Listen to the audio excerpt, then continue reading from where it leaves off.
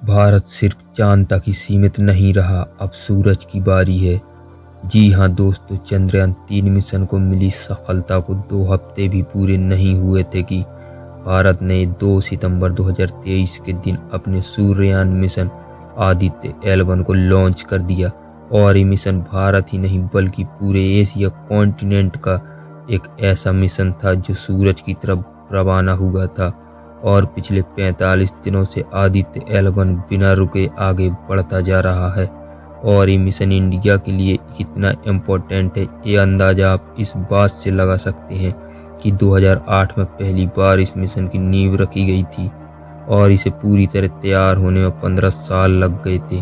हालांकि चंद्रयान-3 की खुशी में किसी ने इस ऐतिहासिक मिशन पर ज़्यादा बात नहीं की, लेकिन अपनी राह में आगे बढ़ते हुए आदित्य L1 एक के बाद एक ऐसे कीर्तिमान रचे जा रहा है। और हाल ही में वो अपनी राह से भी भटक गया था, जिसके बारे में इसरो ने बड़ा ही शॉकिंग अपडेट दिया है। तो क्या अंतरिक्ष की गहराई में खो गया है आदित्य L1 या फिर इसने एक बार फिर अपनी राह पकड़ ली? जानने के लिए पूरा वीडियो जरूर देखें और नए दर्शक जल्दी से सब्सक्राइब भी कर दीजिए। दोस्तों, 2 सितंबर भारत के इतिहास में सबसे ऐतिहासिक दिनों में एक है, क्योंकि इसी दिन जहां चांद पर प्रज्ञान रोवर ने 100 मीटर का सफर तय करके झंडे गाड़े थे, वहीं धरती पर बैठे इसरो के वैज्ञानिकों ने अपने आज तक के सबसे बड़े मिशन आदित्य L1 को लॉन्च कर दिया था, जिसे इसरो के बाहुबली रॉकेट PSLV ने अंतरिक्ष में ले जाकर पृथ्वी की 400 किलोमीटर के ऑर्बिट में छोड़ दिया था। और अब आगे का सफर आदित्य L1 को अपने बलबूते पर करना था। और ये सफर कोई 20-22 दिनों का नहीं था, बल्कि पूरे 109 दिन और करीब 80 लाख किलोमीटर बड़ा था। इसलिए पूरी दुनिया की नज़रें आदित्य L1 पर टिकी हुई थी, क्योंकि इससे पहले इसरो सिर्फ एक बार मंगलयान मिशन के दौरान ही अपने यान को पृथ्वी से इतना दूर भेज पाई है। जिसके बाद हमें एक बड़ी खुशखबरी मिली कि 30 सितंबर के दिन इसरो के वैज्ञानिकों ने कमांड सेंटर में बैठकर बटन दबाया, जिससे आदित्य L1 ने अपने इंजन को ऑन करके 40,000 किलोमीटर की तेज रफ्तार में पृथ्वी की गोलाई वाली कक्षा छोड़ दी और L1 पॉइंट पर जाने वाले लंबे गैलेक्टिक हाईवे को पकड़ लिया। लेकिन वो कहते हैं ना कि ब्रह्मांड पर हमारा बिल्कुल भी कंट्रोल नहीं है और वहां पर अचानक से मुसीबतें अंतरिक्ष यान के दरवाजे पर दस्तक दे देती हैं। ऐसा ही कुछ हुआ आदित्य L1 के साथ। जी हाँ, अपनी राह में आगे बढ़ते हुए अचानक से भारत का सूर्ययान अपनी राह से भटक गया था और दूसरी तरफ निकल पड़ा था, जिससे इसरो की हेड ऑफिस में भगदड़ मच गई थी, क्योंकि कोई भी स्पेसक्राफ्ट अपनी राह में 1 डिग्री भी इधर उधर निकल जाए तो हजारों किलोमीटर की रफ्तार से चलते हुए वो अपने तय की गई मंजिल से कहीं दूर निकल जाता है और फ्यूल की कमी होने की वजह से इतनी दूर से वापस भी नहीं लाया जा सकता, जिससे पूरा मिशन फेल हो जाता है। इसलिए 6 अक्टूबर के दिन जब आदित्य L1 अपनी राह से भटका, तभी इसरो के कमांड सेंटर में इमरजेंसी सिग्नल शुरू हो गया और इसरो के वैज्ञानिकों के पास आदित्य L1 की एक ट्रैजेक्टरी ठीक करने के लिए बस कुछ ही मिनट का समय बचा था। तो जल्दी से सभी वैज्ञानिकों ने अपने कंप्यूटर संभाले और परफेक्ट कैलकुलेशन करके तुरंत आदित्य L1 का इंजन फायर कर दिया, जिससे उसके तय किए गए एंगल पर मुड़कर अपनी रफ्तार बढ़ाई और देखते ही देखते अपनी राह में वापिस आ गए। जी हाँ, इस बात की जानकारी देते हुए इसरो ने अपने ट्वीट में कहा कि 6 अक्टूबर के दिन हमने ट्रैजेक्टरी कलेक्शन मैनुअल यानी TCM परफॉर्म किया था, जिसके लिए आदित्य L1 के इंजन को 16 सेकंड के लिए फायर किया गया था।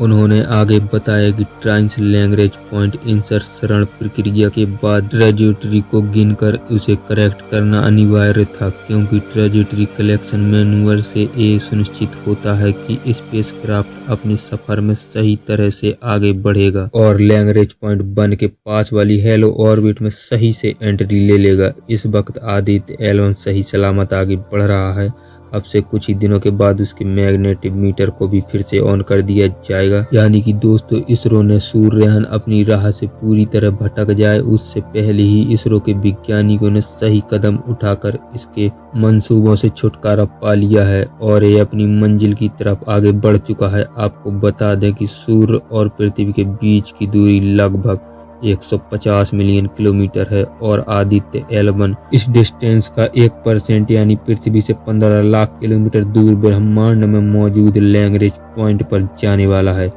इसके हेलो ऑर्बिट में ये बिना फ्यूल का इस्तेमाल किए अगले 5 साल तक घूमता रहेगा और वहां सूर्य की स्टडी करेगा। अब आपके दिमाग में सवाल आ रहा होगा कि इतनी दूर से ही करना था तो फिर पृथ्वी की निचली कक्षा यानी 400 किलोमीटर के ऑर्बिट में ही घूमकर तो सूर्य की ऑब्जर्वेशन की जा सकती है, तो फिर इतना दूर क्यों जाना। तो बता दें कि लैग्रेंज पॉइंट एक ऐसी जगह है जहां पर आदित्य L1 को कोई भी ग्रहण का सामना नहीं करना पड़ेगा, यानी कि वो 24 घंटे 365 दिन लगातार सूर्य की ऑब्जर्वेशन कर सकता है। वहीं इस पॉइंट पर सूर्य और पृथ्वी की ग्रेविटेशनल फोर्स एक समान होने की वजह से एक दूसरे को कैंसिल कर देते हैं। यानी इस पॉइंट पर पहुंचने के बाद न सूर्य न पृथ्वी आदित्य L1 पर ग्रेविटेशनल फोर्स यानी खिंचाव बल लगा पाएंगे, जिससे आदित्य L1 को ऑर्बिट में रहने में आसानी होती है।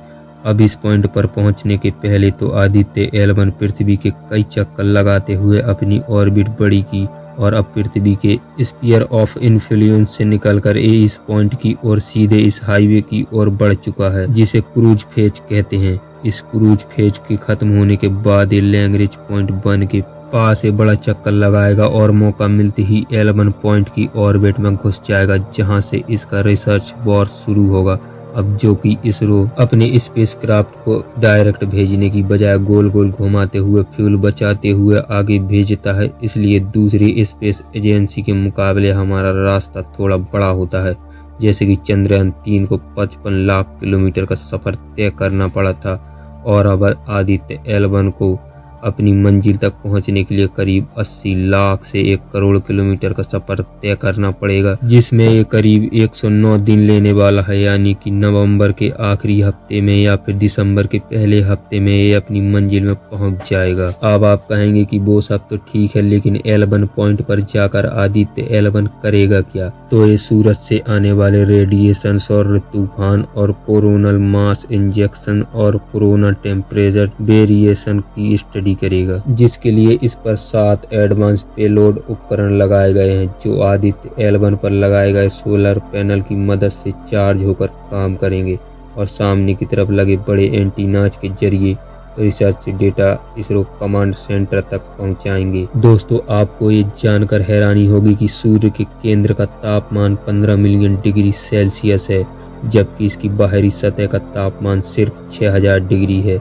लेकिन यही तापमान इसके वातावरण के आखिरी हिस्से यानी कोरोना तक पहुंचते पहुंचते 1 से 3 मिलियन डिग्री सेल्सियस हो जाता है और आदित्य L1 ये जानने की कोशिश करेगा कि ये आखिर ऐसा क्यों हो रहा है। इसके अलावा सूर्य समय समय पर मैटर को भी बाहर अंतरिक्ष में फेंकता है, जिसमें प्लाज्मा के साथ मैग्नेटिक फील्ड भी होती है, जो इतनी खतरनाक होती है कि अगर ये पृथ्वी की मैग्नेटिक स्फीयर से टकरा जाए तो वातावरण के ऊपरी हिस्से में एक भयंकर रेडिएशन फैला दे। ऐसे में आदित्य L1 इस बात को पता लगाने की कोशिश करेगा कि कोरोनल मास इंजेक्शन कब और कितनी तीव्रता से होता है। वहीं सूरज से आने वाले सौर तूफान भी हमारी पृथ्वी के लिए काफी खतरनाक होते हैं, जिन्हें पृथ्वी की मैग्नेटिक फील्ड धरती पर आने से रोक तो देती है, लेकिन अगर हम स्पेसक्राफ्ट में बैठकर अंतरिक्ष में जाना है तो हमें इन सौर तूफानों से बचना होगा। इसलिए आदित्य L1 इन तूफानों पर भी नजर रखेगा। इसके अलावा ये एक तारे के रूप में सूर्य की ऑब्जर्वेशन करेगा। यानी कुल मिलाकर सूर्ययान आदित्य L1 सूरज के उन रहस्यों से पर्दा उठाएगा जो आज तक अनसुलझे हैं और अपने इस काम को वो सूरज से मिलने वाली ऊर्जा का ही इस्तेमाल करेगा। वाकई में यहाँ सूरजदाता सोच रहे होंगे कि मेरी बिल्ली मेरे से म्याऊं। खैर, मजाक से हटकर ये मिशन सिर्फ इंडिया के लिए नहीं बल्कि पूरी इंसानी सभ्यता के लिए आत्मपूर्ण है, क्योंकि इस बात में दो राय नहीं है कि आने वाले समय में हमें पृथ्वी के अलावा अंतरिक्ष में भी घर ढूंढना होगा, जिसके लिए सौर मंडल के सर्जक सूर्य के बारे में पूरी जानकारी होना आवश्यक है। तो दोस्तों, अगर आपको back to back top class के मिशन करने वाली स्पेस एजेंसी इसरो पर गर्व है तो कमेंट बॉक्स में तारीफ के 2 बोल इसरो के लिए जरूर लिखें और वैज्ञानिकों के सम्मान में इस वीडियो को लाइक और शेयर भी कर दीजिए। साथ ही ऐसी रोमांचक वीडियो देखने के लिए हमारे चैनल को सब्सक्राइब करके पास वाली घंटी जरूर दबा दीजिए। धन्यवाद। जय हिंद, जय भारत।